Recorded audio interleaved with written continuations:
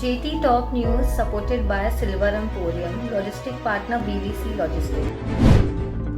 Jetty top news के इस bulletin में आज देखिए, HUID कोड को लेकर मुंबई के झवेरी बाजार में काम की रफ्तार पड़ी धीमी, कोड डलवाने में लग रहे हैं कई घंटे। HUID कोड को लेकर छोटे शहरों की हालत चिंताजनक, ज्वेलरों को उठाना पड़ रहा है भारी रिस्क। अंतर्राष्ट्रीय बाजार में सोने की चमक पड़ी फीकी, गोल्ड स्पॉट की कीमत $1800 प्रति औंस के नीचे। क्रिस्टी ने अनोखे हीरे की नीलामी के लिए आयोजित किया ऑनलाइन ऑक्शन, 24.45 कैरेट का है यह अनोखा हीरा। और शेयर बाजार की बढ़त पर लगा ब्रेक, लाल निशान के साथ बंद हुए सेंसेक्स और निफ्टी। HUID कोड को लेकर मुंबई के झवेरी बाजार में काम की रफ्तार काफी धीमी पड़ रही है।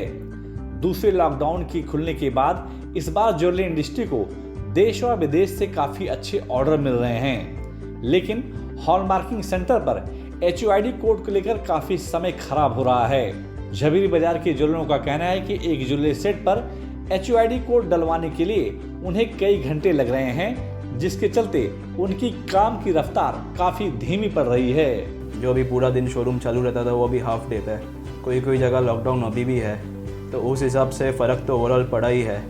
बट ठीक है, अपना जो भी ओवरऑल इंडिया में सब जगह काम हो रहा है, तो कहीं काम है कहीं नहीं है, तो अपना एवरेज उसमें हो जाता है। अब जो प्रोसीजर है उन्होंने काफ़ी लंबा कर दिया है। एक आइटम का HUID पोर्टल से कोड जनरेट होता है, BIS के पोर्टल से, और HUID उस पर लगाना पड़ता है। तो वो प्रोसेस में हमारा इंफ्रास्ट्रक्चर इतना सक्षम नहीं है कि पर डे का इतना आउटपुट दे सकता है। तो वो हॉलमार्किंग सेंटर से पीसेस काफ़ी स्लो गति से आते हैं। कोई हॉलमार्किंग सेंटर में 10-10 दिन 12-12 दिन तक हमारा माल पड़ा रहता है, और वो काफ़ी नुकसान दे रहा है इंडस्ट्री को। HUID कोड को लेकर सिर्फ महानगरों के ज्वेलर्स ही परेशान नहीं हैं। देश के छोटे शहरों की हालत काफी चिंताजनक है। जिन शहरों में हॉलमार्किंग सेंटरों की संख्या कम है, वहां के ज्वेलर्स बड़े शहरों की तरफ रुख कर रहे हैं, जिसके चलते उन्हें काफी रिस्क उठाना पड़ रहा है।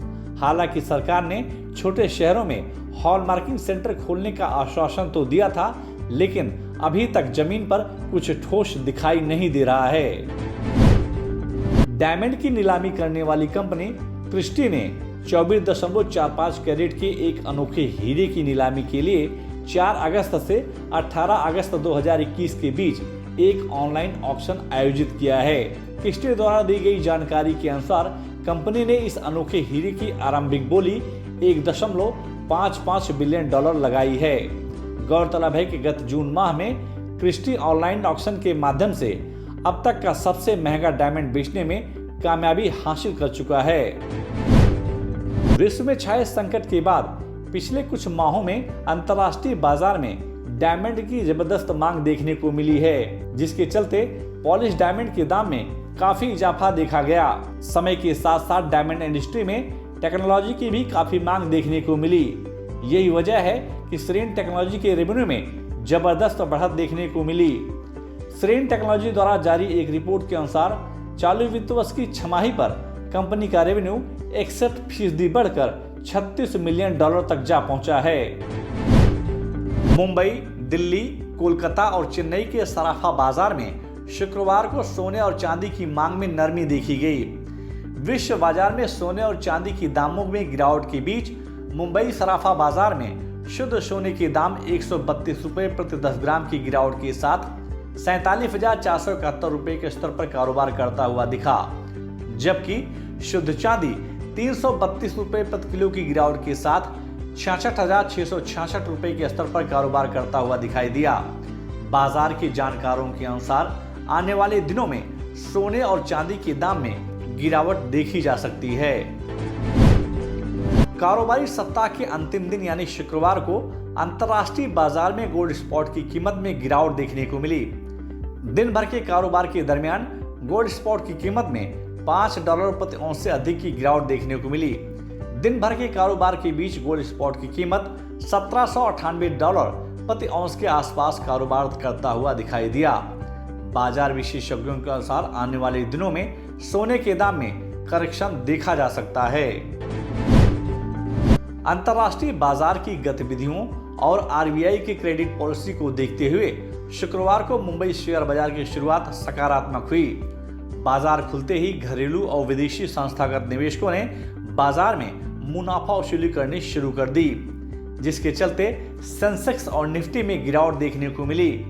दोपहर बाद निवेशकों ने स्टील, फार्मा, बैंकिंग, सीमेंट और पेट्रोलियम कंपनियों के शेयरों में जमकर मुनाफा वसूली करनी शुरू कर दी, जिसके चलते मुंबई शेयर बाजार 215 अंकों की गिरावट के साथ 54,277 अंकों पर बंद हुआ।